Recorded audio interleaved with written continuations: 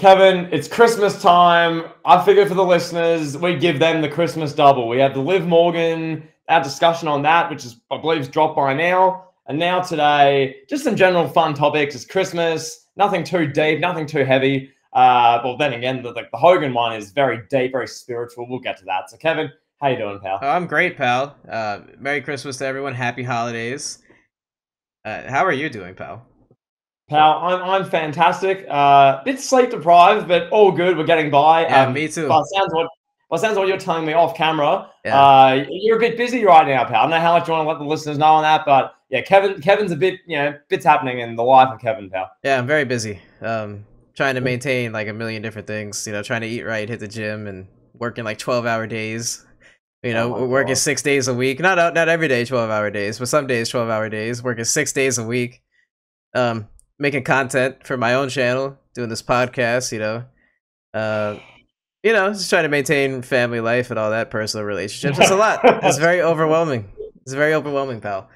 So I'm here. Wow, you just saying that. I don't envy. No, you've been telling me stuff off recording. It sounds like a lot's happening. So what we'll do, we'll just cut right to the chase here. We won't take any more of Kevin's time. I won't take up any more of your time. We're gonna get to the hard-hitting conversations. Kevin, this is what our listeners are crying out for. I've had listeners messaging me, telling me, you've got to address this on a late heat. You've got to talk about it. So damn it, Kevin, here we are today. Hulk Hogan, the man I deemed wrestling's GOAT. Kevin, wrestling's GOAT experienced, quote, the best day of my life as he was baptized. The 7-year-old Hulk Hogan was baptized. Kevin, this came up in Australian news. This was on 9 Honey, which is like one of these really gossipy news pages in Australia. I'm not going to read their article. I will read this one, though, pal. Celebrity news. Hulk Hogan, 70, gets baptized, surrenders to Jesus. Greatest day of my life. So there's the headline. Obviously, great for Hulk Hogan. It says the best day of his life, spiritual conversion. No comment at all on that. Good for Hogan. I will read just a bit of an article on this. Just, it's wrestling's GOAT. If this is Ken Shamrock, if this was just some random, I wouldn't even address this. It doesn't matter. The fact that this is Hulk Hogan, Terry Bollea, a man you've made hit jobs on the Wrestling Uncovered channel. Kevin, for months, all your content was, you had 3 straight videos all about Hulk Hogan. This is the gift that keeps on giving in wrestling. Nowadays, it's Tony Khan. It was Hulk Hogan for decades, Kevin. I'm just going to read a bit of this news because this is what's happening. WWE icon Hulk Hogan has been baptized. His ceremony took place in Indian Rocks Baptist Church in Florida, as noted the social media slideshow he shared on Wednesday night. Total surrender and dedication to Jesus is the greatest day of my life, the 7-year-old star captioned the post. No worries, no hate, no judgment, only love. Kevin, I just want to say this is so wholesome from Hulk Hogan, a man who's been through so much, a more controversial wrestling background than 96 Shawn Michaels, pal. Wow. Almost as controversial as Vince McMahon. Some would say more controversial. Kevin, I don't even know what you can say on this. I'm reporting on a baptism, pal. Talk to us. Well, Hulk Hogan, the great Terry Bollea, has given his life to Jesus Christ. Bravo. Bravo. What a great man. I mean, I don't know if that changes the person behind the persona, the human being that's inside. The person that is inside of Hulk Hogan, we all know what that person is and what that person thinks of certain people of a certain culture.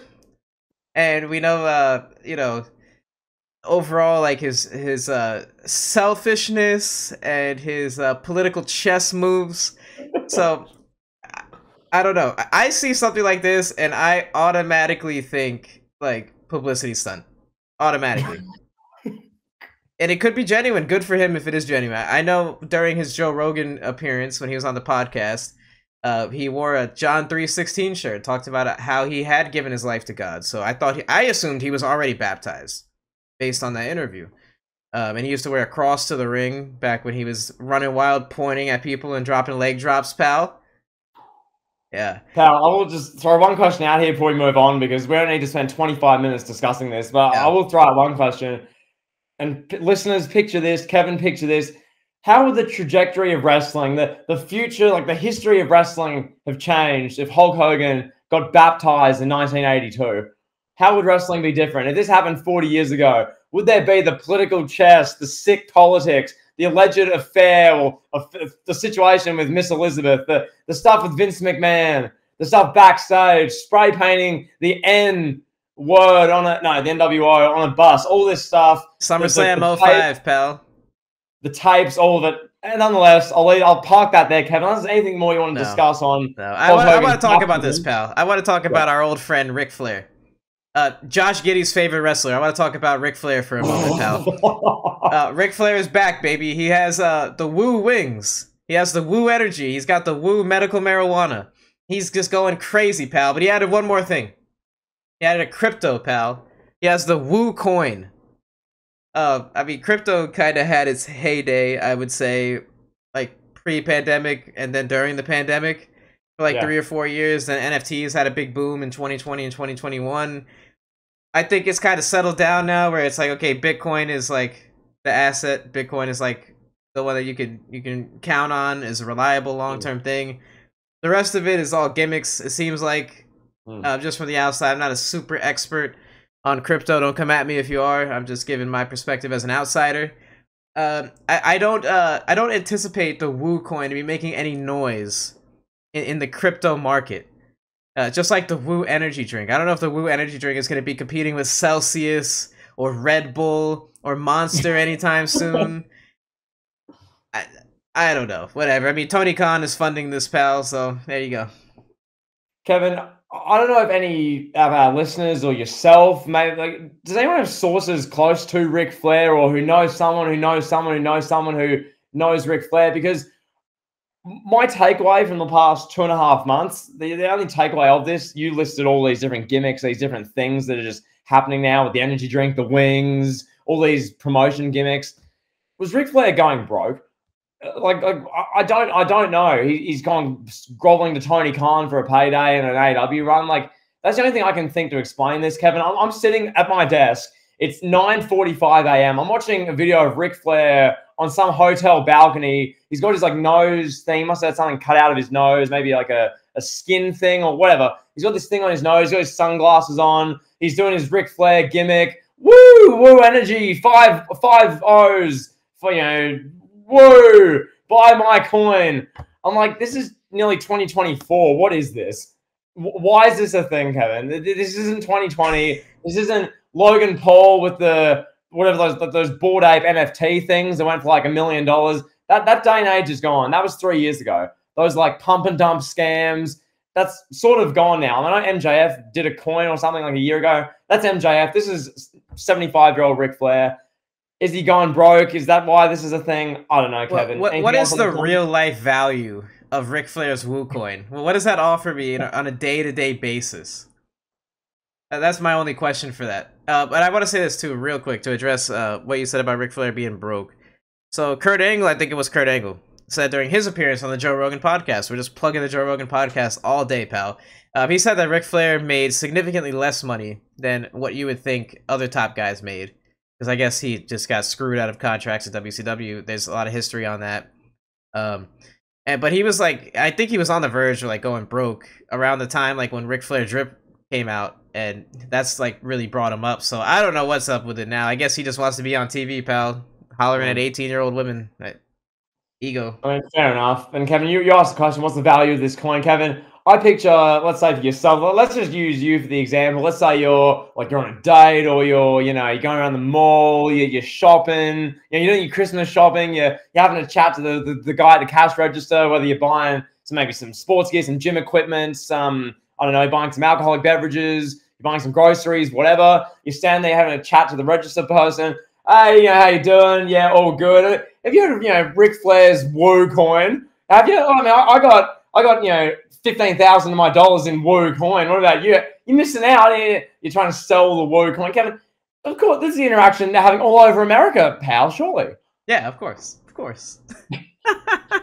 Anyway, just so ridiculous. I don't think anyone's going to buy that. If they do, I mean, fair enough. Good for you. I don't really care. That's your financial loss, not mine. Anyway, lastly, this one's like a more wrestling sort of current topic. It's not about some 70, 75-year-olds.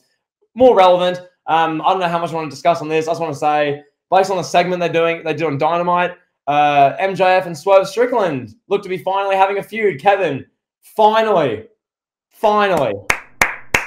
Bravo, Tony Khan, making a great booking decision. Wow, haven't said that in a full calendar year. Man, wow, this is incredible. I'm just going to keep clapping for like 3 minutes straight, pal. No, I'm kidding, but man, I got to applaud Tony Khan on that. That's incredible. He saw something that everyone else is seeing in the wrestling world. You know, he was able to capitalize and realize, hey, Swerve Strickland is a big star. Hey, MJF's a big star. Let's put them together. You know, booking 101, if you will.